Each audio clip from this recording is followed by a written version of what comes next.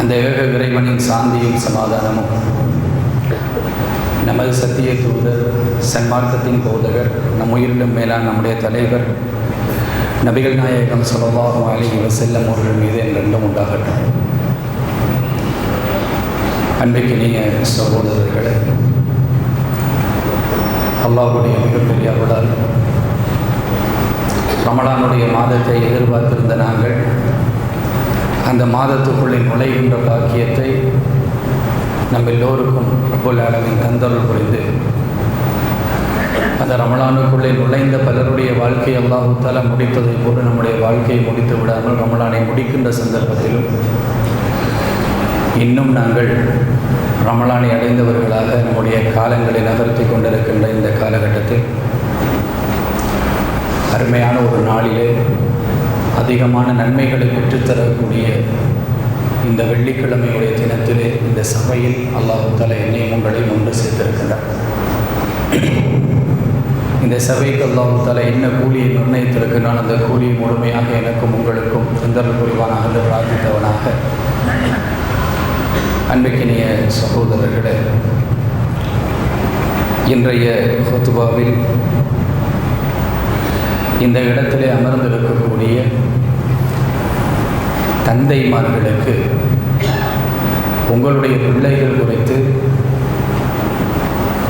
இந்த காலகட்டத்திலே நாங்கள் அறிந்திருக்க வேண்டிய, மிக மோசமாக சென்று கொண்டிருக்கக்கூடிய இந்த காலகட்டத்தை நாங்கள் புரிந்து கொள்வதற்கென்று ஒரு சில விடயங்களை உங்களிடத்தில் ஞாபகப்படுத்தலாம் என்று நினைக்கின்றேன். அன்பிற்கினிய சகோதரர்களே, இன்றைக்கு குழந்தைகளை பொறுத்த மட்டில் அது ஆண் பிள்ளைகளாக இருந்தாலும் பெண் பிள்ளைகளாக இருந்தாலும், குறிப்பாக ஆண் பிள்ளைகளுடைய பிரச்சனை அதிகமாகவே இருக்கக்கூடிய ஒரு காலத்தில் நாங்கள் இருந்து கொண்டிருக்கின்றோம். இன்றைக்கு பிள்ளைகளை எடுத்துக்கொண்ட பிள்ளைகளிடத்தில் நிறைய சீர்கேடுகளையும் நிறைய குறைபாடுகளையும் தந்தையர்களாக இருக்கக்கூடிய நமக்கு காணக்கூடியதாக இருக்கின்றது. அதில் ஒரு சில சீர்கேடுகளை பொறுத்த மட்டில் சில நேரங்களில் அந்த பட்டியலை நான் சொல்கின்ற நேரம் இது எல்லா காலத்திலும் இருக்கக்கூடிய பிரச்சனை தானே என்று நமக்கு தோன்றுகின்ற அளவில் மேலோட்டமாக அந்த பிரச்சனைகள் இருக்கும். ஆனால் அது எல்லா காலத்திலும் இருக்கின்ற மாதிரி அல்ல, இந்த காலத்தில் இருக்கின்றது என்பதை நாங்கள் புரிந்து கொள்ள வேண்டும், உணர்ந்து கொள்ள வேண்டும் என்பதற்காக வேண்டித்தான் இந்த ஹுத்பாவிலே ஒரு சில விடயங்களை உங்களிடத்திலே ஞாபகப்படுத்த நினைக்கின்றேன். ஏனென்றால் நீங்கள் வளர்ந்த காலம், அந்த காலத்தில் இருந்த முன்மாதிரிகள், அந்த முன்மாதிரிகளை அப்படியே நாங்களும் தந்தைகளாகினதன் பின்னால் எடுத்து நடக்கக்கூடிய ஒரு நிலைமையில் இருந்தது. உலகம் அப்படி இருந்தது. ஆனால் இப்பொழுது இருக்கக்கூடிய இந்த உலகத்தை பொறுத்த மட்டிலே அப்படி நாங்கள் விளங்கிக் கொள்ளக்கூடாது. அதிலே சில பிரச்சனைகள் இருக்கின்றது. பிள்ளைகளை வளர்க்கின்ற நேரத்தில் மிக கவனமாக இருக்க வேண்டிய ஒரு சில அம்சங்களும் இருக்கின்றது என்பதனால் இரண்டு முக்கியமான விடயங்களை உங்களிடத்தில் ஞாபகப்படுத்த வேண்டும் என்று ஆசைப்படுகிறேன். அன்பிற்கினிய சகோதரர்களே, இன்றைக்கு பிள்ளைகளை நாங்கள் எடுத்து பார்த்தால் மிகவும் மரியாதை தெரியாத பிள்ளைகளாக, மரியாதை என்றால் என்ன என்றே தெரியாத அளவில் இருக்கக்கூடிய பிள்ளைகளாக நம்முடைய சமூகத்து பிள்ளைகளை நாங்கள் காணக்கூடியதாக இருக்கின்றது. ரசூலுல்லாஹி ஸல்லல்லாஹு அலைஹி வஸல்லம் அவர்கள் அழகாக சொன்னார்கள், சிறியவர்கள் மீது அன்பு காட்டாதவனும் பெரியவர்களுக்கு மரியாதை செலுத்த தெரியாதவனும் என்னை சார்ந்தவன் அல்ல, மரியாதை செலுத்தாதவன் அல்ல. மரியாதை செலுத்தாதவன் என்றது இரண்டாவது இடம்.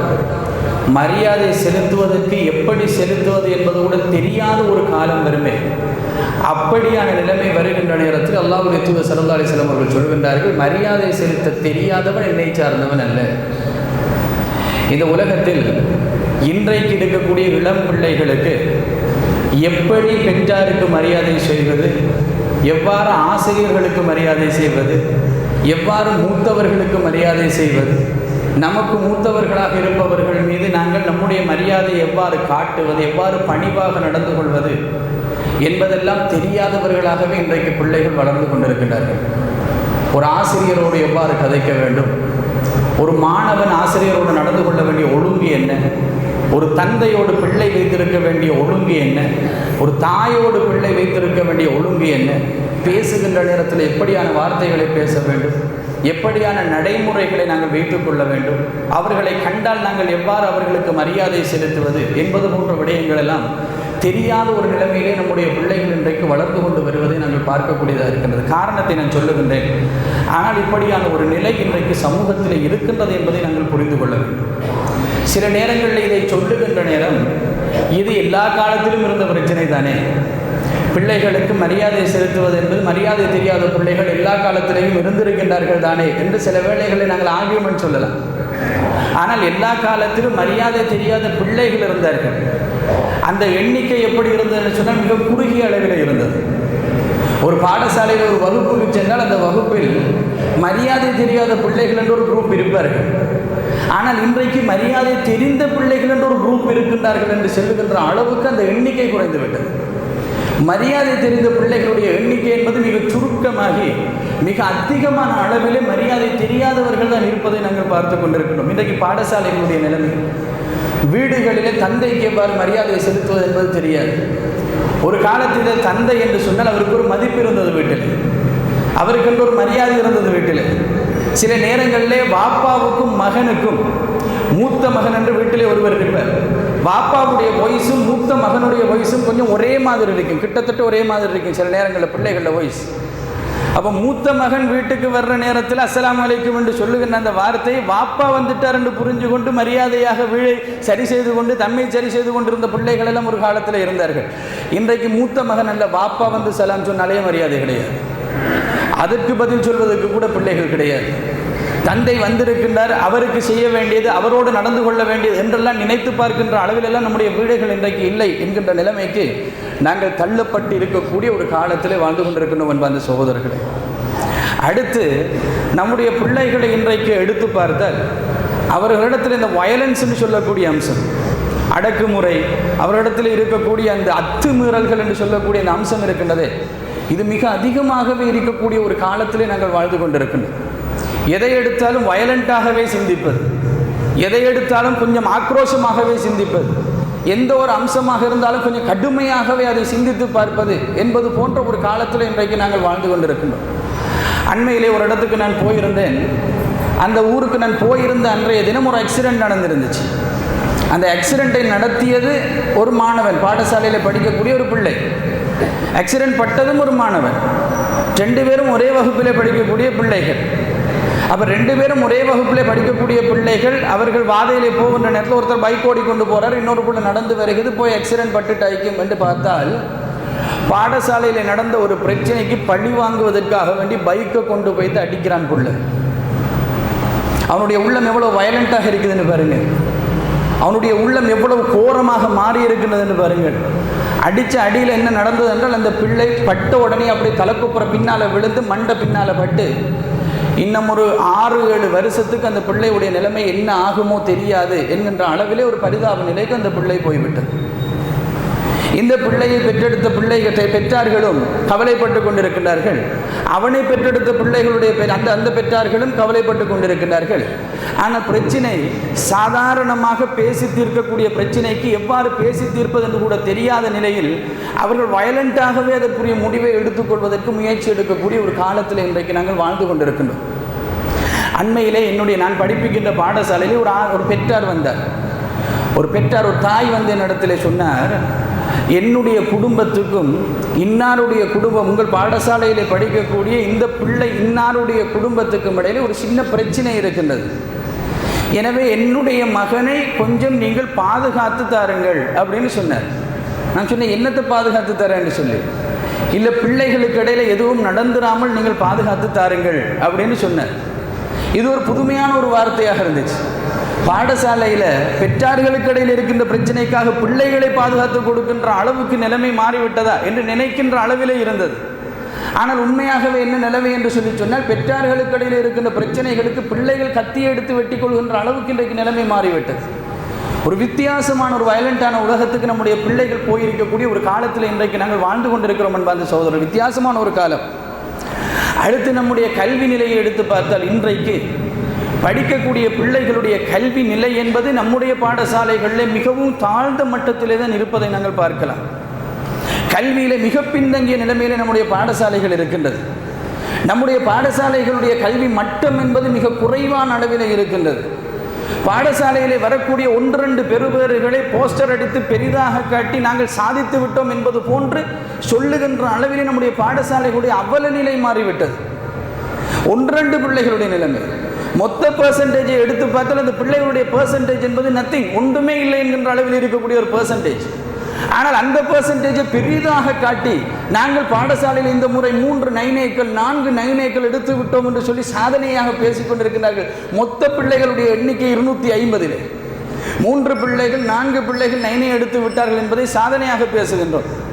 அண்மையிலே ஒரு பாடசாலைக்கு சென்று அந்த பாடசாலையிலே இன்னொரு பாடசாலை குறித்து அவர்கள் எடுத்த வேறுபாட்டை நான் வாசித்து காட்டினேன். 460 பிள்ளைகள் அந்த பாடசாலையிலே படிக்கின்றார்கள். அந்த 460 பிள்ளைகளிலே கிட்டத்தட்ட 260 பிள்ளைகள் 9 பாடமும் ஏச்சித்தி பெற்றவர்கள். 260 பிள்ளைகள் பெர்சன்டேஜிலே 52.17% அளவில் அந்த பிள்ளைகளுடைய 9A% அந்த பாடசாலையில். 8A எடுத்த மாணவர்களுடைய எண்ணிக்கை 88, 7A எடுத்த மாணவர்களுடைய எண்ணிக்கை கிட்டத்தட்ட 70%. அந்த நம்பர் ஞாபகம் இல்லை, 70%. ஒட்டுமொத்தமாக 7Aக்கு மேலே இருக்கக்கூடிய பிள்ளைகளுடைய எண்ணிக்கை 388. அதுபோக மீதிதான் 6A 5A 4A எல்லாமே. இந்த மாதிரி அவருடைய கல்வி மட்டங்களை அவர்கள் வளர்த்து கொண்டு சென்று கொண்டிருக்கிறார்கள். நல்லது, நம்முடைய நாட்டுக்கு தேவை. ஆனால் நம்முடைய கல்வி மட்டமே இந்த நிலைமைக்கு போய் கொண்டிருக்கின்றது. கல்வியிலே ஒரு பின்தங்கிய ஒரு காலத்தில் இன்றைக்கு நாங்கள் வாழ்ந்து கொண்டிருக்கின்றோம். கல்வியிலே பின்தங்கிய சூழல், பின்னோக்கி செல்லக்கூடிய சூழலில் நாங்கள் வாழ்ந்து கொண்டிருக்கின்றோம். நான் நினைக்கிறேன் ஒரு 6 மாத காலம் இருக்கு. இதே ஊருக்கு வந்த இடத்துல ஒரு சகோதரரோடு நான் ஊருக்கு போவதற்கு முன்னால் ஒரு இடத்துல இருந்து சாப்பிட்டு கொண்டிருந்தேன். அந்த சகோதரனிடத்தில் சொன்ன வார்த்தை என்னென்றால், இங்கே இருக்கக்கூடிய ஒரு பிரபலமான ஒரு பாடசாலை, அந்த பாடசாலையில் இருக்கக்கூடிய மாணவர்களுக்கு ஒரு கவுன்சிலரை கூட்டிக் கொண்டு வருகின்றார்கள். பிள்ளைகளுக்கு கல்வியுடைய முக்கியத்துவத்தை சொல்லிக் கொடுப்பதற்காக வேண்டும். அவர் கல்வியுடைய முக்கியத்துவத்தை சொல்லிக் கொடுத்து விட்டு மாணவர்களிடத்தில் கல்வியுடைய முக்கியத்துவம் உங்களுக்கு விளங்குகின்றதா என்று கேட்கின்ற நேரம் அந்த சபையிலே இருந்து ஒரு மாணவன் கேட்டிருக்கின்றான், சார் உங்களுக்கு ஒரு மாதத்துக்குரிய சம்பளம் எவ்வளவு என்று சொல்லி. அந்த ஆசிரியர் அந்த படிப்பு அந்த சொல்லிக் கொடுத்த அந்த கவுன்சிலர் சொல்லி இருக்கிறார், சம்பளமாக எடுத்தால் ஒரு 50-60 ரூபாய் எனக்கு சம்பளம் இருக்கும் அப்படின்னு சொல்லியிருக்கிறார். ஒரு மணித்தியாலத்திலே சம்பாதித்து விட்டு வரவான்னு கேட்டிருக்கிறார். இதே ஊரில் இருக்கக்கூடிய ஒரு மாணவன். இன்றைக்கு அவர்களுக்கு காட்டப்பட்டிருக்கின்ற விதம் வித்தியாசம், இன்றைக்கு அவர்கள் வாழ்ந்து கொண்டிருக்கின்ற உலகம் வித்தியாசம். தொழில் என்பது ஒரே தொழில் தான். அன்றைக்கு நீங்கள் செய்த அதே வயதில் நீங்கள் செய்த தொழில் தான் இன்றைக்கும் இதே வயதில் அவர்கள் செய்கின்றார்கள். ஓலவல் எடுத்து முடித்ததன் பின்னால், ஏலவல் எடுத்து முடித்ததன் பின்னால் தான் இதில் இருக்கக்கூடிய நிறைய பேர் நீங்கள் இந்த தொழிலை ஆரம்பித்தீர்கள். அதே கல்லு தான், எந்த வித்தியாசமும் கிடையாது. அதே கல்லை கையில எடுத்த இந்த மாணவர்களுடைய தலையில இவ்வளவு தலைக்கணம் வந்ததுக்கு என்ன காரணம்? ஏதாவது இருக்க வேண்டுமா இல்லையா? அந்த காலத்துக்கும் இந்த காலத்துக்கும் இடையில ஒரு வித்தியாசம் இருக்கின்றது என்பதை புரிந்து கொள்வதற்காக வேண்டி சொல்லுகின்றேன். கல்வியை நாங்கள் ஒரு பக்கமாக புறந்தள்ளி விட்டு ஏதோ ஒரு பயணத்தில் நாங்கள் சென்று கொண்டிருக்கக்கூடிய ஒரு காலத்தில் இன்றைக்கு நாங்கள் வாழ்ந்து கொண்டிருக்கின்றோம் அன்பார்ந்த சகோதரர்களே.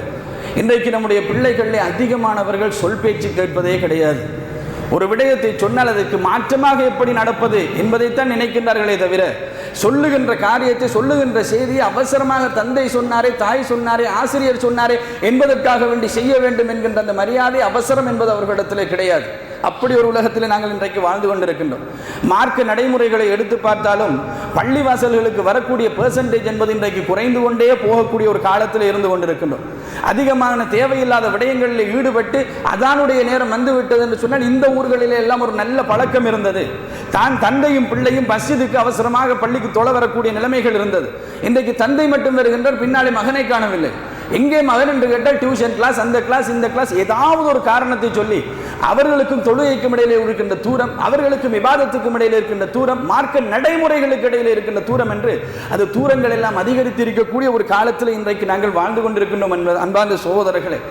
அடுத்து இன்றைக்கு நம்முடைய பிள்ளைகளை எடுத்து பார்த்தால் அவர்களுக்கு வயதுக்கு மிஞ்சின பாவனைகள் எல்லாம் அதிகமாகிவிட்ட ஒரு காலத்திலே நாங்கள் இன்றைக்கு வாழ்ந்து கொண்டிருக்கின்றோம்.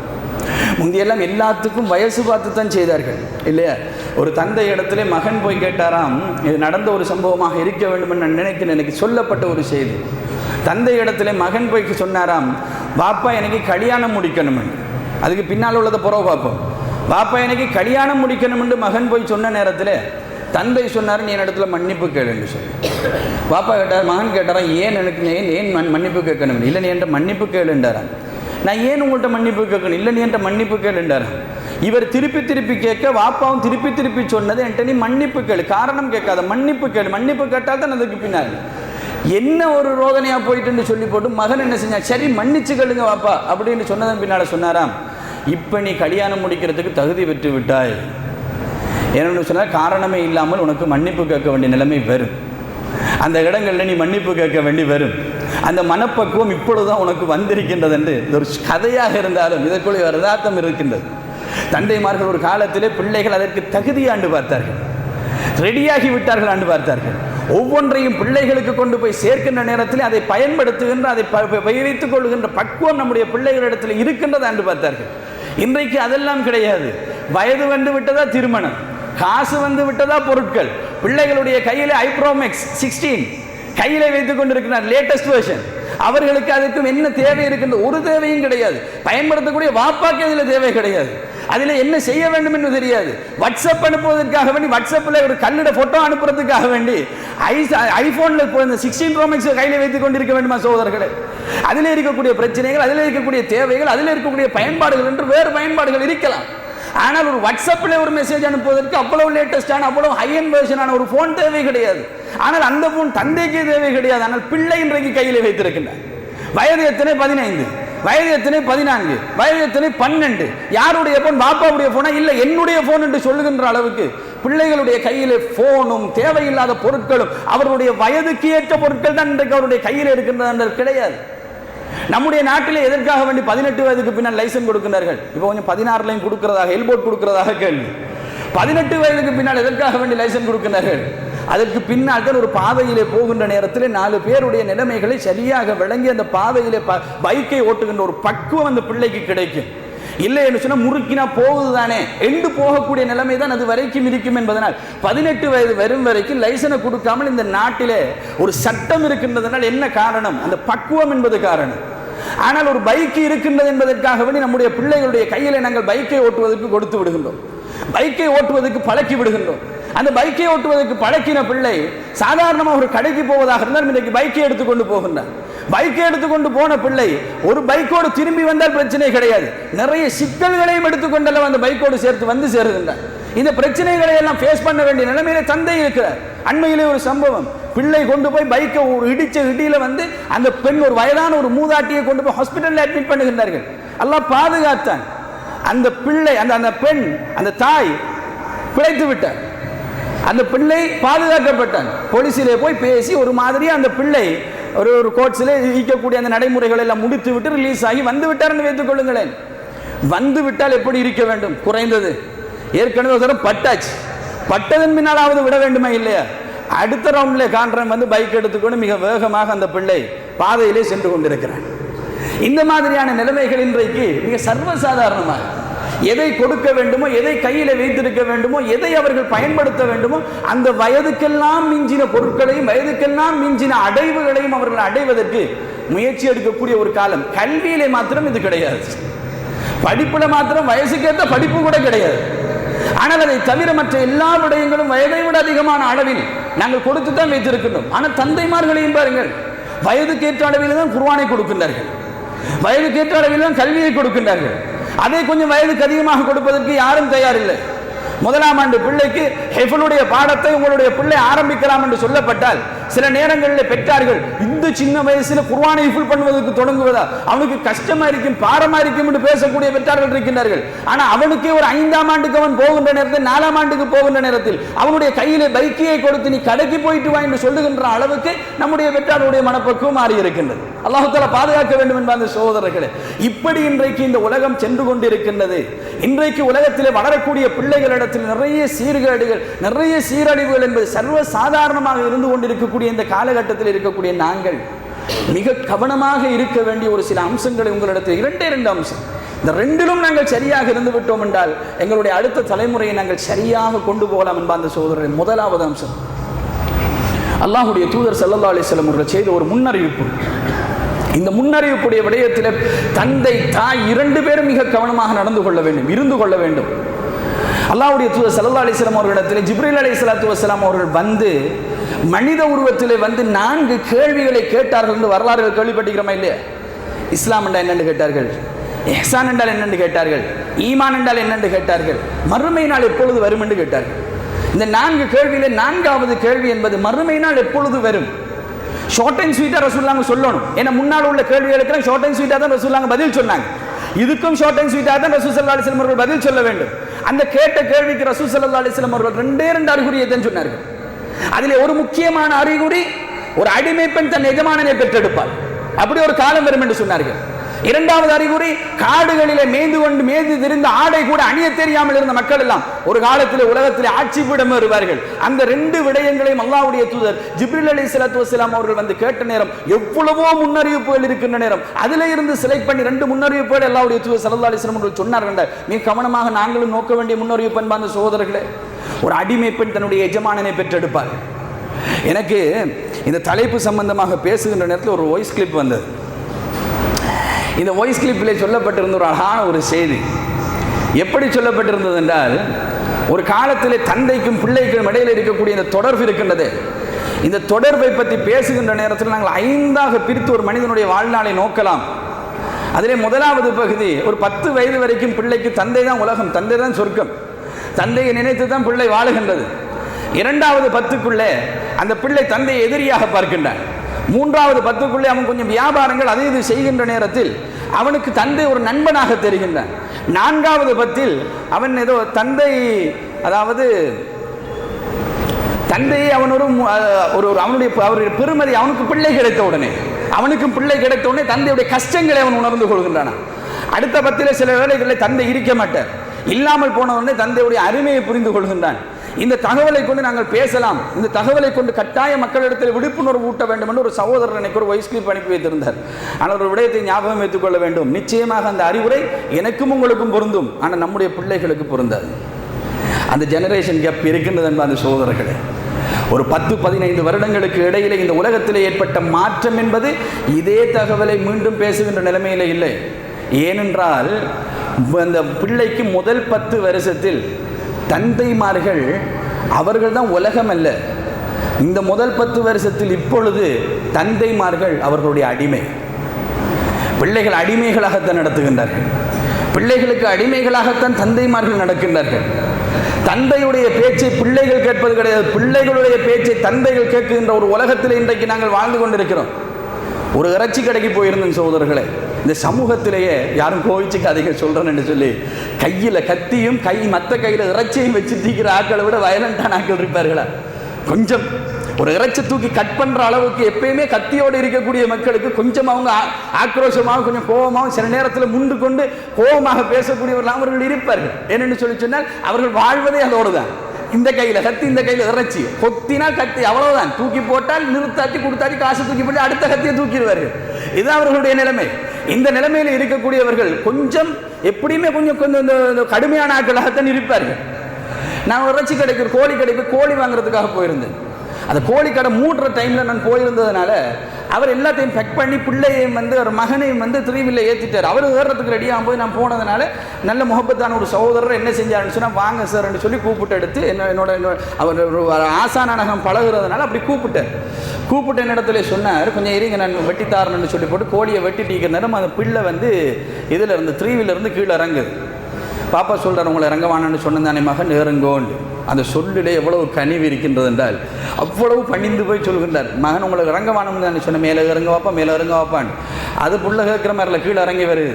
சேர்மார்க்கு ஒரு சிஸ்டம் இருக்குது தானே, அந்த சிஸ்டத்தில் நான் கொஞ்சம் அதட்டினேன், ஏறுங்க அப்படின்னு சொல்லி. அப்போ வாப்பான்ட்டு சொல்கிறார், சார் அதட்டாதீங்க அவரை, ஏன்னு கேட்டேன். வீட்டுக்கு எனக்கு அடிப்பான் அப்படின்றார். அப்போ சொல்கிறேன், வீட்டுக்கு எனக்கு அடிப்பான். ஆச்சரியமாக இருந்தது சோதரர்களே. கையிலே கத்தியை வைத்துக் கொண்டிருக்கிற நபர் கூட பிள்ளைகளுக்கு அடிமையாக இருக்கக்கூடிய உலகத்தில் இன்றைக்கு நாங்கள் வாழ்ந்து கொண்டிருக்கின்றோம். இந்த நிலைமை சமூகத்திலே களையப்படாத வரையில் நான் சொன்ன எந்த பிரச்சனைக்கும் தீர்வு கிடைக்காது. இந்த சொன்ன பிரச்சனைகள் இதில் எந்த பிரச்சனைக்கும் நமக்கு தீர்வு கிடைக்காது. இந்த நிலைமை வீடுகளில் இருந்து களையப்பட வேண்டும். வாப்பாவாக இருக்கணும். நம்ம எல்லாம் வீட்டுக்கு போகிற நேரத்தில் வாப்பா வீட்டில் இருந்தார் என்றால் ஒரு பயம், வாப்பா வீட்டில் இல்லை என்று சொன்னால் மன அமைதி ஒன்று நமக்கு இருந்ததா இல்லையா? அந்த வீட்டுக்கு போகிற நேரத்தில் மன அமைதின்னா என்ன? வாப்பா இல்லை தொலைஞ்சு அதல்ல, அந்த மன அமைதி என்று சொல்வது அந்த வீட்டுக்கு போகிற நேரம் வாப்பா இல்லை, நம்ம தப்பின இந்த மாதிரி ஒரு உணர்வு ஒன்று அன்றைக்கு இருந்தது. வாப்பாவின் மீது உள்ள மரியாதை அது. அந்த சகோதரர் சொன்ன 2வது 10 என்னன்னு சொல்லுங்க பாப்போம். வாப்பாவை பிள்ளை எதிரியாக பார்க்கிறது, அப்படி ஒரு சப்ஜெக்டே இந்த உலகத்தில் இப்ப இல்லை சகோதரர்களே. வாப்பாவை பிள்ளை எதிரியாக பார்க்கறதே இல்லை. என்ன பிள்ளை கேட்கிற சகலதையும் கொடுக்கக்கூடிய வாப்பாவை அவன் ஏன் எதிரியா பார்க்கணும்? பிள்ளை சொல்லக்கூடிய மாதிரி ஆடக்கூடிய வாப்பாவை அவன் ஏன் எதிரியா பார்க்கணும்? பிள்ளை சொல்லுகின்ற மாதிரியே சகல காரியங்களையும் அவனுக்கு ஒத்துழைப்பாக இருக்கக்கூடிய வாப்பாவை ஏன் அவன் எதிரியாக பார்க்கணும்? அவன் சொல்லுவது நல்லதா கெட்டதா என்று கூட பார்க்காமல், நல்லது கெட்டது எல்லாத்துக்கும் உன்னோடு துணையாக இருக்கிறேன் மகன் என்று கெட்டதை கூட ஊக்குவிக்கின்ற அளவில் இருக்கின்ற வாப்பாவுக்கு அவன் ஏன் அவன் எதிரியாக பார்க்கணும்? அவனுக்கு என்ன பிரச்சனை? நமக்கெல்லாம் ஒரு காலத்தில் பிரச்சனை இருந்துச்சு. என்ன? ஸ்கூலுக்கு போகணும். ஸ்கூலுக்கு போகின்ற நேரத்தில் ஏதாவது சுட்டித்தனம் செஞ்சுட்டா அடி கிடைக்கும்.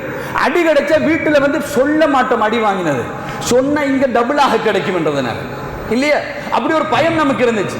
எந்த அளவுக்கு அந்த தகவல் வீட்டுக்கு வந்து சேருகின்ற அந்த வழிகளை எல்லாம் அடைக்க முடியுமோ அந்த வழிகளை எல்லாம் அடைப்பதற்கு முயற்சி எடுத்து விட்டு நாங்கள் வீட்டுக்கு வருவோம். ஏன்னா தகவல் கூட வீட்டுக்கு வந்துடக்கூடாது என்பதற்காக வேண்டும். வந்தால் அடி கிடைக்கும். ஒரு மாசத்துக்கு பிறகு வந்தால் கூட உன்கிட்ட கேட்க வேண்டிய ஒரு முக்கியமான விஷயம், இங்க வாங்கோ சார் அன்றைக்கு அடிச்சாராமே, தகவல் எனக்கு வரல, நீங்களும் சொல்லல, என்ன காரணம்? சொல்லாததுக்கும் சேர்த்து கிடைக்கின்ற ஒரு உலகம் இருந்தது அன்பார்ந்த சகோதரர்கள். ஏன் சொல்லலன்னு கேட்டு. ஆனால் இன்றைக்கு நிலைமை எப்படின்னு சொன்னால், சார் கிட்ட அடி வாங்கின மகனே வர வீட்டுக்கு, பாப்பா சார் அடிச்சார், நீ போ, நாளைக்கு நான் வாரேன். அடுத்தண்டு வாப்பா போகின்றார், சாரத்தை தூக்கி கொண்டு போறார். சார் கண்ட அவருக்கே பயம் வர்ற அளவுக்கு வாப்பமாரெல்லாம் சண்டை பிடிக்கிறதுக்காக வருகின்றார்கள். ஏண்ட மகனுக்கு எவன் கை வைத்தது? அதுல உணர்ச்சி பூர்வமான வார்த்தைகளை எல்லாம் சொல்லி அனுப்புவதற்கு சில தாய்மார்கள் வேற. கண்டவன் எல்லாம் அடிக்கிறதுக்காக வேண்டிய நான் புள்ளைய பெற்று வச்சிருக்கிறேன். நல்ல தானே வார்த்தை. இந்த வார்த்தையை சொன்னோன்னே யாருக்கும் உணர்ச்சி பொங்கும். கண்டவன் எல்லாம் அடிக்கிறதுக்காக நான் பிள்ளைகளை பெற்று வச்சிருக்கிறேன் அப்படின்னு சொன்ன உடனே இன்னும் கொஞ்சம் ஏறி போய் தந்தை போய் சில ஆசிரியர்கள் அடித்திருக்கின்றார்கள். சம்பவம் நடந்திருக்கின்றது. இந்தியாவிலே ஒருவனுக்கு மரண தண்டனை கொடுக்கப்படுகின்றது. மரண தண்டனை கொடுக்கப்பட்டு தீர்ப்பு எழுதப்பட்டதன் பின்னால் ஜட்ஜ்மெண்டை கொடுத்த ஜட்ஜ் கேட்கின்ற, உனக்கு ஏதாவது கருத்து இருந்தால் சொல்லு என்று சொல்லி அவன் சொன்ன வார்த்தை, நான் இந்த நிலைமையில இருப்பதற்கு காரணம் என்னுடைய தந்தை தான், என்னுடைய பெற்றார்கள் தான். இந்த தூக்கு தண்டனை எனக்கு கிடைத்ததற்கு காரணம் என்னுடைய பெற்றார். டில்லியிலே நடந்த சம்பவம் உண்மையான சம்பவம். ஏன் என்று கேட்ட நேரத்தில் அவனுடைய ஸ்டோரி அவன் சொல்லுகின்றான். நான் ஒரு நாள் பாடசாலையில் ஒரு பிரச்சனைப்பட்டு ஆசிரியர் எனக்கு அடித்தார். அந்த அடித்ததை நான் என்னுடைய தந்தை இடத்துல போய் சொன்னேன். என் தந்தை அடுத்த நாள் போய் என்னுடைய ஆசிரியரை அடைத்தார். அன்றைக்கு என்னுடைய ஆசிரியர்கள் மீது இருந்த பயம் என்னுடைய உள்ளத்திலிருந்து போய்விட்டது. அவர்களுக்கு நான் கட்டுப்பட தேவையில்லை என்கின்ற எண்ணம் என்னுடைய உள்ளத்துக்குள்ளே வந்து விட்டது. அவர்கள் பாடசாலையிலே வந்து வகுப்பறைக்கு வந்து எதை படிப்பித்தாலும் அதை பற்றிய கணக்கெடுக்க தேவையில்லை என்கின்ற உணர்வு எனக்குள்ளே வந்து விட்டது. அந்த உணர்வோடு நான் என்னுடைய பயணத்தை தொடங்கினேன். போதைப் பொருளுடைய பாவனை, தேவையில்லாத கலாச்சாரங்கள், தேவையில்லாத பயன்பாடுகள், கடைசியிலே கொலையிலே கற்பழிப்பிலே வந்து நின்றது. அந்த கற்பழிப்புடைய முடிவிலே தான் நான் இன்றைக்கு ஒரு கைதியாக, ஒரு தண்டனைக்குரிய குற்றவாளியாக இந்த இடத்தில் நின்று கொண்டிருக்கின்றேன். இதனுடைய ஆரம்பம் வேறு எதுவும் அல்ல, அந்த வகுப்பறையில் நடந்த சம்பவம் தான். ஒரு ஸ்டேட்மெண்ட் கொடுக்கின்றான் மாணவன் அல்ல, அவன் ஒரு இளைஞன். ஒரு வயதுக்கு அவன் போய்விட்டான். அவன் அவ்வளவு அட்டூழியங்களையும் இந்த உலகத்திலே செய்வதற்கு அவன் சொன்ன ஒரே ஒரு காரணம், என் தந்தை பாடசாலையில் அன்றைக்கு வந்து நடந்து கொண்ட அந்த விதம் என் உள்ளத்தில் இருந்த பயத்தை இல்லாமல் பண்ணிவிட்டது. அந்த 10ல் இருந்து 20க்கு வாப்பாக்கு பயப்படக்கூடிய, வாப்பாவை எதிரியா பார்க்கிற பிள்ளைகள் எல்லாம் இல்லை. நம்ம பார்த்ததுக்கு நியாயம் இருக்குது. ஏன்னா வந்து சொன்ன அடி கிடைக்குமே. இன்றைக்கு அவர்கள் அப்படி பார்க்க வேண்டிய தேவையே கிடையாது. ஏனென்றால் வீட்டிலே ஒரு அடிமை இருக்கின்றது, கூட்டிக் கொண்டு போனால் வெளுத்து கட்டும் என்கின்ற நம்பிக்கை பிள்ளைகளுடைய உள்ளத்திலே இருப்பதனால் அவர்களுக்கு அது ஒரு பிரச்சனையாகவே இன்றைக்கு இல்லாத ஒரு காலத்திலே வாழுகின்றோம். அடுத்த 10 புறவு பார்ப்போம். ஏன்னா 15 வருஷத்தில் நடந்த பிரச்சனை தான் இதெல்லாம். அடுத்த 10 என்ன நடக்குமோ தெரியாது. அதற்கு அடுத்த 10 எந்த தந்தைமார்கள் வீட்டில் இருக்கின்றார்களோ அது மிகப்பெரிய அபூர்வம் என்கின்ற ஒரு 10 வரலாம். தந்தைமார்களையும் தாய்மார்களையும் வீட்டிலே வைத்து பராமரிக்கின்ற பிள்ளை ஒன்று இருக்கின்றதாம் என்று கேள்விப்படுவது அபூர்வம் என்கின்ற ஒரு காலம் வரலாம். இப்படியே போனால் வரும். அல்லாஹு தஆலா என்னையும் உங்களையும் பாதுகாக்க வேண்டும் சகோதரர்களே. சரிப்படுத்துவதாக இருந்தால் முதலாவது நாங்கள் கை வைக்க வேண்டிய இடம் தந்தைமார்கள். எல்லாம் தந்தைமார்களாக இருங்கள். உங்களுடைய பவரை நீங்கள் வைத்துக் கொள்ளுங்கள். உங்கள் பிள்ளைகளிடத்தில் நீங்கள் கொடுக்காதீர்கள். எதற்காக வேண்டி? உங்கள் பிள்ளைகளை அடக்குவதற்காக வேண்டி அல்ல. கேட்டால் சொல்வது நிறைய இன்னைக்கு சைக்காலஜி நோயாய் போய்விட்டது. சைக்காலஜி என்பது ஒரு மென்டல் டிசார்டராக மாறிவிட்டது. இன்னைக்கு சைக்காலஜி பிள்ளைகள் டிப்ரெஸ்ட் ஆகிவிடும், அதாகிவிடும், இதாகிவிடும். அப்படி என்ன நானும் பைத்தியமாக இருக்க வேண்டும், நீங்களும் பைத்தியமாக இருக்க வேண்டும் சகோதரர்களே. இங்கு யாரு பைத்தியமாக மாறினோம்? நம்முடைய தந்தைமார்கள் அடித்ததை, நம்முடைய தந்தைமார்கள் கண்டித்ததை, நம்முடைய தந்தைமார்கள் தடுத்ததை, இதை செய்யக்கூடாது என்று கண்டித்ததை, இந்த அம்சங்களை இன்றைக்கு நாங்கள் ஏதாவது ஒரு சந்தர்ப்பத்தில் கெடுதி கூடாது, இவர்கள் இப்படி செய்திருக்க கூடாது, அடக்குமுறையை கையாண்டார்கள் எங்களுடைய விடயத்தில் என்று சொல்லவா செய்கின்றோம். நலவு நல்லது என்னுடைய நிலைமைக்கு அவர்கள் அப்படி இருந்திருக்காவிட்டால், என்னை விட்டிருந்தார்கள் நான் எங்கேயோ போயிருப்பேன், ஏதோ ஒரு மோசமான நிலையில் இருந்திருப்பேன் என்கின்ற உணர்வல்ல சகோதரர் நமக்கு வருகின்றது. அது அவர்களுக்கும் வரட்டும், ஒரு காலத்தில் அவர்களுக்கும் வரும். அப்படியான ஒரு உலகத்திலே இன்றைக்கு நாங்கள் வாழ்ந்து கொண்டிருக்கிறோம். அதை மாற்றி அமைக்க வேண்டும் என்பதற்காக வேண்டி சொல்லுகின்றேன். உங்கள் வீட்டிலே நீங்கள் தந்தையர்களாக இருங்கள். உங்கள் பிள்ளைகளுக்கு ஃப்ரெண்டாக இருக்க வேண்டாம், தந்தையாக இருங்கள். நிறைய பேர் நினைக்கிறது மகனுக்கு நல்ல நண்பனாக இருக்க வேண்டும். யாரு கொண்டாந்து போட்டதோ தெரியும். மகனுக்கு நல்ல நண்பனாக இருக்க வேண்டாம், மகனுக்கு நல்ல தந்தையாக இருங்கள். ஒரு மகனுக்கு நீங்கள் நண்பனாக இருந்தீர்களான் அல்லாஹ் தஆலா உங்களிடத்திலே அமானிதம் தொடர்பாக கேட்க மாட்டான். நீங்கள் நல்ல தந்தையாக இருந்தீர்களா என்றுதான் அல்லாஹ் தஆலா உங்களிடத்திலே அமானிதம் தொடர்பாக கேட்பான். அவன் தொழ போகாமல் இருந்த நேரத்தில் அவனை நீங்கள் கண்டித்தீர்களா என்றுதான் அல்லாஹ் தஆலா உங்களிடத்திலும் என்னிடத்திலும் கேட்பான். அவர்கள் மார்க்க விவகாரங்களில் மார்க்க கடமைகளை சரியான முறையில் செய்யாத நேரத்தில் நீங்கள் தட்டி கேட்டீர்களா என்றுதான் அல்லாஹ் தஆலா இடத்தில் கேட்பான். அவருடைய கல்வியுடைய விவகாரத்தில் அவர்கள் பின்தங்குகின்ற நேரத்தில் நீங்கள் எடுத்த நடவடிக்கை என்ன என்றுதான் நம்மிடத்தில் அல்லாஹ் தஆலா கேட்பானே தவிர, நீங்கள் ஒரு நல்ல ஃப்ரெண்டாக நடந்து கொண்டீர்களா, அவருடைய மனதிலே அவர்கள் எதை எதிர்பார்த்தார்கள் அது நலவோ கெடுதி அவர்களுக்கு செய்து கொடுக்கக்கூடிய தந்தையாக நீங்கள் இருந்தீர்களா, ஒரு காலத்திலும் அல்லாஹ் தஆலா இடத்தில் கேட்க போவது கிடையாது. ஏனென்றால் அமானிதம் தொடர்பாக அல்லாஹ்விடத்தில் கேள்விக்கு பதில் சொல்லாமல் கால் நகராது. அல்லாஹ்வுடைய தூதர் ஸல்லல்லாஹு அலைஹி வஸல்லம் அவர்கள் சொன்னார்கள், மறுமையிலே கால் நகராதுன்னா எங்க சொர்க்கத்துக்கு போறது? அல்லாஹ் தஆலா தூக்கி கொண்டு போய் நரகத்துக்கு போடக்கூடிய நிலைமை நம்மிடத்தில் இருக்கும் என்பார்ந்த சகோதரர்களே, அல்லாஹ் தஆலா என்னையும் உங்களையும் பாதுகாக்க வேண்டும். இந்த முதலாவது நடவடிக்கை நம்மிடத்தில் இருக்க வேண்டும். தந்தையாக இருங்கள். நம் தந்தைமார் சில நேரம் நமக்கு முன்மாதிரியாக இருந்திருப்பார்கள், அவர்கள் போன்று தந்தையாக இருங்கள். பிள்ளைகள் கண்டிக்கப்பட வேண்டிய இடத்துல கண்டிக்கப்பட வேண்டும், அதுதான் பாசம். அவர்கள் தடுக்கப்பட வேண்டிய இடத்துல தடுக்கப்பட வேண்டும், அதுதான் பாசம். அவர்கள் ஊக்குவிக்கப்பட வேண்டிய இடத்தில் ஊக்குவிக்கப்பட வேண்டும், அதுதான் பாசம். அவர்களுக்கு எது எது தேவை அந்தந்த நேரத்திலே அதை செய்து கொடுக்க வேண்டுமே தவிர அளவுக்கு அதிகமாக பாசம் என்ற பெயரில் நாங்கள் எதையுமே கட்டிவிடக் கூடாது. அதிலே நாங்கள் கவனமாக இருக்க வேண்டிய ஒரு காலத்திலே இருக்கின்றோம் என்பதை உள்ளத்திலே பதிய வைத்துக் கொள்ளுங்கள். அல்ஹம்துலில்லாஹ் இன்னல் ஹம்தலில்லாஹி நஹ்மதுஹு வ நஸ்தஈனுஹு வ நஸ்தக்ஃபிர் வ நஊது பில்லாஹி மின் ஷுரூரி அன்ஃபுஸினா வ ஸய்யிஆத்தி அஅமாலினா மன் யஹ்திஹில்லாஹு ஃபலா முதில்ல லஹு வ மன் யுضلل ஃபலா ஹாதிய லஹு வ அஷ்ஹது அன் லா இலாஹா இல்லல்லாஹ் வ அஷ்ஹது அன்ன முஹம்மதன் அப்துஹு வ ரசூலுஹு அம்மா பஅத். அன்பிற்கினிய சகோதரர்களே, இரண்டாவது அம்சம், நாங்கள் மிக கவனமாக இருக்க வேண்டிய முக்கியமான இரண்டாவது அம்சம், நம்முடைய சமூகத்திலே இன்றைக்கு உலகம், இந்த உலகம் ஒரு உலகமயமாக்கப்பட்ட குளோபலைஸ்ட் வேர்ல்டு என்று சொல்லுகின்ற உலகமயமாக்கப்பட்ட ஒரு உலகத்தில் இன்றைக்கு நாங்கள் வாழ்ந்து கொண்டிருக்கிறோம். இந்த உலகமயமாக்கப்பட்ட உலகத்தில் மிக ஆபத்தான ஒரு அம்சம் இருக்கின்றது என்பார்ந்த சகோதரர்களே. மிக சர்வ சாதாரணமாக நம்முடைய பிள்ளைகளிடத்தில் அது வந்து போகக்கூடிய ஒரு அம்சமாக மாறிவிட்டது. அந்த ஆபத்தான அம்சம் என்னென்றால் இன்ஃபர்மேஷன்,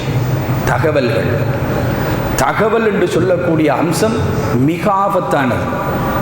நமக்கு தகவல் என்று சொல்லக்கூடிய அம்சத்திலே அனுகூலங்கள் இருப்பது போன்று பல பிரதிகூலங்கள் இருக்கின்றன. அதை சில சந்தர்ப்பங்களில் சில வயதுக்கு ஏற்ற மாதிரி சில விடயங்களை சொல்ல வேண்டிய இடத்தில் சொல்ல வேண்டிய விதமாக அது போய் சேர வேண்டும். ஆனால் இன்றைக்கு அப்படி போய் சேர்வது கிடையாது. ஒரு காலம் இருந்தது, என் மனதில் இருக்கின்ற ஒரு தகவலை நான் சொல்ல வேண்டும் என்றால் மார்க்க தகவலாகவே இருக்கட்டும், ஒரு தகவலை சொல்ல வேண்டும் என்றால் நான் என் வீட்டிலிருந்து பஸ்ஸை பிடிச்சி சரிதானே இந்த இடத்துக்கு வந்து மக்களை ஒன்று திரட்டுவதற்கு போய் 4 பேரை சந்தித்து கொஞ்சம் மஸ்ஜிதுக்கு வாங்கன்னு கூப்பிட்டு ஒரு இடத்துல உட்கார வைத்துக்கொண்டு நான் பேச வேண்டும். இன்றைக்கு அப்படியெல்லாம் எந்த தேவையும் கிடையாது. நான் வீட்டில் இருந்து கொண்டு என்னுடைய ஃபேஸ்புக் லைவை ஒன் பண்ணினேன் என்றால் அந்த ஒன் பண்ணி நான் இந்த டேட்டிலே நான் உங்களோடு பேச போகணும், இந்த டைமில் எல்லாரும் லைவுக்கு வந்து சேருங்க என்றால் லைவிலே அலை மோதிக்கொண்டு மக்கள் வந்து சேரக்கூடிய ஒரு காலத்தில் நாங்கள் இன்றைக்கு வாழ்ந்து கொண்டிருக்கின்றோம். என்னுடைய உள்ளத்தில் இருக்கின்ற தகவலை யாருடைய பெர்மிஷனும் இல்லாமல், எந்த ரெஸ்ட்ரிக்ஷன்ஸும் இல்லாமல், எந்த தடையும் இல்லாமல் என்னால் அடுத்தவர்களுக்கு கொண்டு போய் சேர்க்க முடியும் என்கின்ற ஒரு உலகத்தில் இன்றைக்கு நாங்கள் வாழ்ந்து கொண்டிருக்கின்றோம். நம்முடைய வீட்டுக்கு நம்முடைய பிள்ளையுடைய ஒரு நண்பன் இருக்கின்றான், ஒரு மோசமான நண்பன் என்று வைத்துக் கொள்ளுங்களேன். அவன் ஒரு காலத்தில் வீட்டுக்கு வந்து நம் பிள்ளையை சந்திப்பதாக இருந்தால் சில வேளையை நம்மை தாண்டித்தான் அவன் போக வேண்டும். நாங்கள் தடுப்பதற்கு ஒரு காரணம் இருந்தது. ஆனால் நமக்கே அவன் வீட்டுக்குள்ளே போனது தெரியாது என்கின்ற ஒரு காலத்தில் இன்றைக்கு நாங்கள் வாழ்ந்து கொண்டிருக்கிறோம். அவன் வீட்டுக்குள்ளே போய் செய்ய வேண்டிய காரியங்களை எல்லாம் செஞ்சு நம்முடைய பிள்ளைகளுடைய மனதை குழப்ப வேண்டிய விதத்தில் எல்லாம் குழப்பி எல்லாத்தையும் முடித்துவிட்டு அவன் போய்விட்டான். அவன் வந்ததும் தெரியாது, போனதும் தெரியாது. காரணம், நம்முடைய பிள்ளையுடைய கையில் இருக்கக்கூடிய மொபைல் ஃபோனாக இருக்கலாம், வேறு வேறு எலக்ட்ரானிக் டிவைசஸாக இருக்கலாம், இன்டர்நெட் ஃபெசிலிட்டி இருக்கக்கூடிய ஏதாவது ஒரு அம்சமாக இருக்கலாம். ஏதோ ஒரு அம்சத்தை பயன்படுத்தி தகவல்கள் நம்முடைய வீடுகளுக்கு மிக இலகுவாக போய்கொண்டிருக்கக்கூடிய ஒரு காலத்தில் நாங்கள் வாழ்ந்து கொண்டிருக்கின்றோம். சில நேரங்களில் நிறைய சொல்லணும்னு நினைச்சிருந்த நேரம் போதாது, கட்டாயம் சொல்ல வேண்டிய விஷயத்தை சொல்லிவிடுகின்றேன். சில நேரங்களில் நம்முடைய பிள்ளைகளை சில விடயங்களை நாங்கள் தடுக்கக்கூடியவர்களாக இருப்போம். இரவு நேரங்களில் விளையாட போகக்கூடாது, ஃபுட்சாலுக்கு போகக்கூடாது, இந்த தேவையில்லாத விளையாட்டுகளில் ஈடுபடக்கூடாது, நம்ம ஒரு ரெஸ்ட்ரிக்ஷனை போட்டிருப்போம். ஆனால் அந்த தகவல் எப்படி போய் பிள்ளைகளுக்கு போய் சேருகின்றது என்றால், அவர்களுடைய நண்பர்கள் எல்லாம் போய் விளையாடி அந்த விளையாடினதை ஃபோட்டோ எடுத்து வாட்ஸ்அப்பிலே போட்டு விடுகின்றார். நம்முடைய பிள்ளையுடைய கையில் இருக்கின்ற வாட்ஸ்அப்புக்கு அந்த பிக்சர்ஸ் எல்லாம் வந்த உடனேயே அவன் ஓப்பன் பண்ணி பார்த்தோடனே அவனுக்கு மனசில் கவலை. டக்குண்டு அவன் என்ன செய்கிறான்னு சொல்லி சொன்னால் அந்த இன்ஃபர்மேஷன் அவனுக்கு போய் சேருது. இல்லாட்டி என்ன நடக்கணும்னு சொல்லுமா, முந்தியெல்லாம் நேற்று எனக்கு வர கிடைக்கல, நீங்கெல்லாம் போனீங்களா, நீ போனியா, நீ போனியா, நீ போனியா, நீ போனியாண்டு எல்லாருக்கிட்டையும் தனித்தனியாக கேட்டு இத்தனை பேர் போய்க்கிறார்னு தெரிந்து கொள்ள வேண்டிய ஒரு நிலைமை இருந்தது. இன்றைக்கு அப்படி அல்ல, போன தகவல் உடனே போய் சேருது. மகன் வந்து வாப்பாட்ட கெஞ்சுறான், இந்த பாருங்க வாப்பா இத்தனை பேர் போயிருக்கிறாங்கண்டு. சரி வேற மாதிரி இல்லை. சில நேரம் பிள்ளைகளுக்கு நல்ல ஆயுதங்களை போடுறதுக்கும் தெரியும். இவ்வளோ பேர் வாப்பா மாதிரி அனுப்பித்தானே இருக்கிறாங்க, ஏண்டா வாப்பா நீங்களும் இருக்கிறீங்களேன்னு சொன்னால் அங்கே நம்மட அந்த அந்த என்னது ஏதோ ஒன்று உரசி பார்க்குற மாதிரி இருக்குமா இல்லையா, அது உரசி பார்த்த உடனே சில நேரத்தில் அந்த அந்த இடத்துல நம்ம என்ன நினைப்போம், நம்மளோட பிள்ளை மட்டும் நம்மளை எதிரியாக பார்க்குறான், அடுத்த ஒரு பிள்ளைகள் எல்லாத்தையும் அவங்க பிள்ளைகளோட வாப்பாவை நம்ம உள்ள ஹீரோவாக பார்க்குறான். நம்ம இடத்துல ஹீரோ இல்லாமல் ஆயிடப்படாதுன்றதுக்காக வாப்பா என்ன செய்கிறார், போ சரி போ, ஆனால் 1 hour தான் டைம். அவர் நினைக்கிறார் அந்த 1 hour தான் டைம்னு அவர் சொன்னது ஏதோ பெரிய ரெஸ்ட்ரிக்ஷன் உண்டு. நீங்கள் அந்த 1 hour கொடுக்க வேண்டிய தேவையில்லை, ஃபுட்சாலே 1 hour தான் கொடுத்துருக்கிறான். அவன் எப்படி முடிச்சுட்டு வரத்தான் வேணும். நீங்கள் அந்த 1 hour கொடுக்க வேண்டிய தேவை கிடையாது. அவன் போகின்றான் மிக இலகுவாக. அவன் போனால் பரவாயில்ல, அவன் போகிற நேரம் வீட்டில் இருக்கிற பொம்பளை பிள்ளை என்ன சொல்லுது, நான் தம்பி மட்டும் போகிறேன், நானா மட்டும் போகிறேன், எங்களுக்கு அப்படியெல்லாம் ஒன்றும் இல்லை, எங்களுக்கும் அந்த என்டர்டெயின்மெண்ட்டில் ஏதாவது ஒன்று வேணும் என்று. உனக்கு என்ன வேணும், மொபைல் ஃபோன் வேணும், இந்த ஒவ்வொன்றாக வீடுகளுக்கு கொண்டு வந்து சேர்க்கின்றோமா இல்லையா சகோதரர்கள். இந்த மாதிரியான நிலைமைகள் வருவதற்கு மிக பிரதானமான காரணம் இன்ஃபர்மேஷன், தகவல். இந்த தகவல்கள் மிக இலகுவாக பரிமாற்றப்படுவது. நான் சொன்னேன், அந்த வயலண்டாக ஒரு புள்ள கொண்டு போய் ஒரு பைக்கை இடிச்சான் என்று. அந்த இடிக்கிறதுக்கு என்ன காரணம், அடிச்சாலாவது பரவாயில்லை, எல்லா காலத்திலும் அடிதடி இருக்கத்தானே செஞ்சிச்சு. இந்த பைக்கால இடிச்சு அடிக்கிற நேரம் கூட சாகனம் என்று யாரும் அடிக்கிறலே. இந்த வகுப்புகளுக்குள்ள சண்டை வரப்போ போல இவன் சாகனம் சாவடிக்கணும் யாராவது அடிக்கிறாங்களா, இவன் சாகனம் கொண்டு போய் முட்டுறானே, இவன் செத்துறணும் முட்டுறானே, அப்படி அவனுக்கு நடக்கணும்னு அவன் நினைக்கிறானே. அந்த மாதிரி அவனுடைய உள்ளத்தை மாற்றிய இன்ஃபர்மேஷன் எது, அந்த தகவலை அவனுடைய உள்ளத்தில் கொண்டு போய் போட்டது வாப்பாவா உம்மாவா அவனோட பக்கத்து யாராவதா இல்லை சகோதரர்களே. அவனுடைய கையில் இருக்கிற மொபைல் ஃபோன், அவனுடைய கையில் இருக்கிற எலக்ட்ரானிக் டிவைசஸ், இந்த ஐசிடி இன்ஃபர்மேஷன் அண்ட் கம்யூனிகேஷன் டெக்னாலஜியினுடைய வளர்ச்சி, அதனுடைய வளர்ச்சி அவனுடைய கையில் கிடைக்க வேண்டிய வயதிலே கிடைத்தால் பிரச்சனை கிடையாது. ஆனால் கிடைக்கக்கூடாத வயதிலே அவனுடைய கையில் கிடைத்து விட்டது. அதனால் அவனுக்கு கிடைக்கின்ற தகவல்கள், நமக்கெல்லாம் கல்யாணம் முடிச்சதுக்கு பிறகு தெரிகிற தகவல்கள் எல்லாம் இன்றைக்கு பிள்ளைகளுக்கு 10 வயசுல தெரியும். இவன் எப்படி இன்னும் 20 வருஷம் வளருவான் இந்த உலகத்தில், எத்தனை அநியாயங்களை இந்த உலகத்தில் செய்வான். இன்ஃபர்மேஷன், தகவல். நம்முடைய பிள்ளைகளை நாங்கள் தடுக்க வேண்டிய மிக முக்கியமான இடம். தேவையில்லாத தகவல்கள் நம்முடைய பிள்ளைகளிடத்தில் போய் சேரக்கூடாது என்பதில் பாப்பாவாக இருக்கக்கூடிய ஒவ்வொருவரும் மிக கவனமாக இருக்க வேண்டும் சகோதரர்களே. அந்த தகவல்கள் போய்விடக்கூடாது, நம்முடைய பிள்ளைகளுக்கு போய்விடக்கூடாது. எந்த அளவுக்கு நாங்கள் சில நேரங்களில் ஹுத்துபா செய்கின்ற நேரத்தில் சில தகவல்களை பெரியவர்களுக்கு சொல்லலாம், சின்னவர்கள் இருக்கின்றார்கள் என்பதற்காக வேண்டி சொல்லாமல் போகின்றோம். சில தகவல்களை பேச முடியாது, கூசுகின்றது என்பதனால் சொல்லாமல் போகின்றோம். ஆனால் நாங்கள் எதையெல்லாம் இன்றைக்கு சொல்லாமல் போகின்றோமோ அந்த தகவல்கள் சொல்றதில் எந்த பிரச்சனையும் கிடையாது என்கின்ற அளவிலே இன்றைக்கு உலகம் மாறி இருக்கக்கூடிய ஒரு காலத்திலே வாழுகின்றோம். இது நலவல்ல சகோதரர்களே, இது மிகப்பெரிய கெடுதி. இதன் மூலமாக வரக்கூடிய காலம் என்பது மிக பாரதூரமான ஒரு இடத்தை நோக்கி போக இருக்கின்றது. நம்ம முழுமையாக தடுக்க முடியாது, ஆனால் முடிந்த அளவு தடுக்கலாம். எவ்வளவுக்கு நம்மால் அதை பேரியர் ஒன்று போட்டு ஒரு பிள்ளை ஒரு குறிப்பிட்ட வயது வரைக்கும் தாண்டி கொண்டு போக முடியும், அதற்கு பின்னால் பிரச்சனை கிடையாது. நம் கையில் இருக்கக்கூடிய வயது ஒன்று இருக்கின்றது, ஒரு 20 வயசில் வச்சுக்களுங்களேன் சகோதரர்களே. அது வரைக்கும் உள்ள காலத்தை கொஞ்சம் பக்குவமாக நம்முடைய பிள்ளைகளுக்கு தேவையில்லாத தகவல்கள் போகாமல் நாங்கள் தடுத்து அந்த பிள்ளைகளை சரியாக நாங்கள் வளர்த்தெடுத்து அதுக்கு பின்னால் சமூகத்தில் விட்டால் அவர்களுடைய பாடு இன்ஷா அல்லாஹ் அவர்கள் நல்லா வளர்ந்து வரட்டும். நம்முடைய பிரார்த்தனை அதற்கு பின்னால் நாங்கள் வைத்துக்கொள்வோம். நம் முயற்சி இருக்க வேண்டிய வயதிலேயே பிரார்த்தனை செய்கின்ற ஒரு காலத்துக்கு நாங்கள் போய் கொடுக்கிறோம். பிரார்த்தனை என்றைக்கும் இருக்க வேண்டும். ஆனால் பிரார்த்தனையிலே மட்டும் நம்பி இருக்கக்கூடிய ஒரு நிலைமை அப்படி இஸ்லாம் நமக்கு காட்டித் தரவில்லை. நம் முயற்சியிலும் நிறைய விடயங்களை சொல்லி இருக்கின்றது. எனவே அதிலும் நாங்கள் கவனமாக இருக்க வேண்டும் என்பதற்காக வேண்டி இந்த செய்திகளை உங்களிடத்தில் சொல்லுகின்ற நம்பிக்கைய சகோதரர்களே, இந்த மெசேஜ்கள் இன்ஃபர்மேஷன்கள் பிள்ளைகளுக்கு போய் சேரக்கூடிய எவ்வளவோ காதல் பிரச்சனைகள், எத்தனையோ பெண் பிள்ளைகள் வீட்டிலே இருக்கின்றார்கள், நீங்கள் நினைத்துக் கொண்டிருக்கின்றீர்கள். அவர்கள் வெளியிலே போய் வந்து விட்டார்கள் சகோதரர்களே, உங்களுக்கே தெரியாது. அது ஒரு தந்தை வந்து என்னிடத்திலே கேட்கிறார், உங்களுக்கு ஷுவரா என்ற மகள் பீச்சுக்கு போனதுன்னு கேட்கிறார். நாங்கள் உங்களோட வீட்டில் தானே போனான்னு சொல்லி, என் வீட்டில் தான் போனா, ஆனால் ஷுவரா உங்களுக்கு போய் வந்ததுன்னு சொல்லி அப்படி கேட்கின்ற ஒரு காலத்தில் நாங்கள் வாழ்ந்து கொண்டிருக்கிறோம். தகவல் பரிமாற்றம் வேறொன்றும் இல்லை. நான் இந்த நேரத்தில் இந்த இடத்துக்கு வருவேன், நீங்கள் இந்த நேரத்தில் இந்த இடத்துக்கு வருவீர்கள். முந்தி எப்படி போச்சு? லெட்டரில் போச்சு, இல்லாட்டி தூதுக்கு ஒன்று இருக்கும் கிளாஸ் இல்லை, இப்படி ஏதாவது ஒன்றில் போச்சு. இப்போ அதெல்லாம் ஒன்றுமே தேவையில்லை, ஜஸ்ட் ஒரு மெசேஜ். இந்த டைமுக்கு இந்த இடத்துக்கு வாங்க முடிஞ்சு போயாச்சு. ஆன்லைன்லேயே பிக்னியை போடுகிறார்கள். பிக்னியில் ஏறுகிறார், தெரிஞ்ச ஆட்டால் போக வேண்டிய தேவை கிடையாது. பிக்னியை போடுகின்றார்கள், பிக்னி வருகின்றது, பிக்னியில் ஏறுகின்றார்கள், போகின்றார்கள், எங்கெல்லாம் சுத்த முடியுமோ சுத்துகின்றார்கள், வந்து சேருகின்றார்கள். அதற்கு இந்த நேரங்களை சரியாக வகுத்து கொண்டு எந்த நேரத்தில் போக வேண்டும், எந்த நேரத்தில் வர வேண்டும் என்றெல்லாம் ஏராளமான சீரழிவுகள் இன்றைக்கு சமூகத்துக்குள்ளே ஊடுருவி இருப்பதற்கு மிக பிரதானமான காரணம் இன்ஃபர்மேஷன். ஞாபகம் வைத்துக் கொள்ளுங்கள். தகவல்கள் பிள்ளைகளிடத்தில் போய் சேர்வது, நல்ல தகவல் போகட்டும், நல்ல கருத்துகள் போகட்டும், அது எல்லாம் உங்கள் கண்முன்னிலையிலே போகட்டும். பிள்ளைகளிடத்திலே நல்ல கருத்துகள், நல்ல பயானுகள், நல்ல செய்திகள், நல்ல வார்த்தைகள் போகட்டும், கட்டாயம் போக வேண்டும். எவ்வளவோ நல்ல விடயங்கள் இருக்கின்றது, அது போக வேண்டும். உங்கள் கண் முன்னால் அந்த பிள்ளைகளிடத்திலே அது போகட்டும். சரிதான் என்று பார்த்து பார்த்து போகட்டும். அவர்கள் ஸ்க்ரோல் பண்ணுகின்ற நேரத்திலே இடையிலே கூட ஒரு கெட்ட கருத்து, ஒரு தீய சிந்தனை அவருடைய உள்ளத்திலே போகாமல் நாங்கள் கண்காணித்துக் கொண்டு நம்மால் அந்த மாதிரியான மெசேஜ்களை, இன்ஃபர்மேஷன்ஸை கொடுக்க முடியும் என்றால் கொடுப்பதிலே தவறு கிடையாது.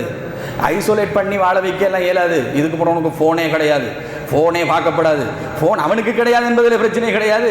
ஆனால் என்னுடைய ஃபோனையும் அவன் பார்க்கக்கூடாது என்கிற அந்த ரெஸ்ட்ரிக்ஷன் இருக்கின்றது. இதற்கு பின்னால் செல்லா காசு சகோதரர்கள், அந்த இன்ஃபார்ம் அதெல்லாம் இந்த இதுக்கு பின்னால் எல்லாம் சரி வராது. ஆனால் என் பார்வைக்கு முன்னால் தான் நீ இந்த ஃபோனை யூஸ் பண்ணுறதாக இருந்தால், உனக்கு ஏதாவது மெசேஜ் வருவதாக இருந்தால் நான் பார்க்கணும். எனக்கு பார்க்க இல்லாத மெசேஜ் ஒன்று நீ பார்க்க வேண்டிய அவசியம் கிடையாது. அப்படியெல்லாம் நிற்குது. எனக்கு பிரைவேட், ஒரு பிரைவேட் நமக்கு தேவையில்லை. நான் வாப்பா நீ மகன், நமக்குள்ள என்ன பிரைவேசி? அந்த மாலுக்க லியாபீக்க, நீ உன் சொத்து எனக்குரியவர்கள், உனக்கும் எனக்கும் எனக்கு என்ன பிரைவசி? நீ கல்யாணம் முடிஞ்சது போற உனக்கு பிரைவசி வச்சுக்கோ, எனக்கும் உனக்கும் எந்த பிரைவசியும் இருக்க வேண்டிய தேவை கிடையாது.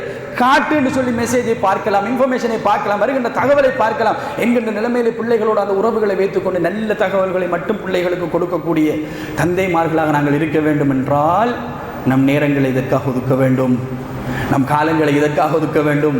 நம் சந்தோஷங்களுக்கும், நம் களியாட்டங்களுக்கும், நம்முடைய நண்பர்களோடு சுற்றுவதற்கு, நம்முடைய நண்பர்களோடு காலங்களை கழிப்பதற்கும் இரவிரவாக 11 மணி 12 மணி வரைக்கும் நண்பர்களோடு கதைத்துக் கொண்டு ஊர்வலை பேசிக்கொண்டு இருக்கின்ற அந்த நிலைமையிலே நாங்கள் இருக்கின்ற தந்தைகளாக இருந்தால் இதை செய்யவே முடியாது.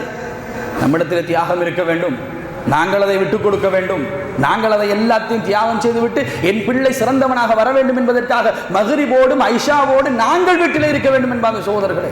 பிள்ளை இங்கே போகின்றான் என்பதை பார்ப்பதற்காக வேண்டி. அப்படி இருந்தால் தான் நம்முடைய பிள்ளைகளை சரியாக நாங்கள் வளர்க்கலாம். எந்த நண்பனோடு பழகுகின்றான் என்று பார்க்கலாம், என்ன வீட்டிலே செய்து கொண்டிருக்கின்றான் என்று பார்க்கலாம், நேரத்துக்கு தூங்க வைக்கலாம், நேரத்துக்கு எழுப்பாட்டலாம், நம்மோடு சேர்ந்து தஹஜ்ஜத் தொழ வைக்கலாம். இந்த மாதிரியான காரியங்களில் நம்முடைய பிள்ளைகளை ஈடுபடுத்த வேண்டும் என்றால் தந்தை வீட்டில் இருக்க வேண்டும். தந்தைமார்களே, நம்முடைய பொறுப்பு இது.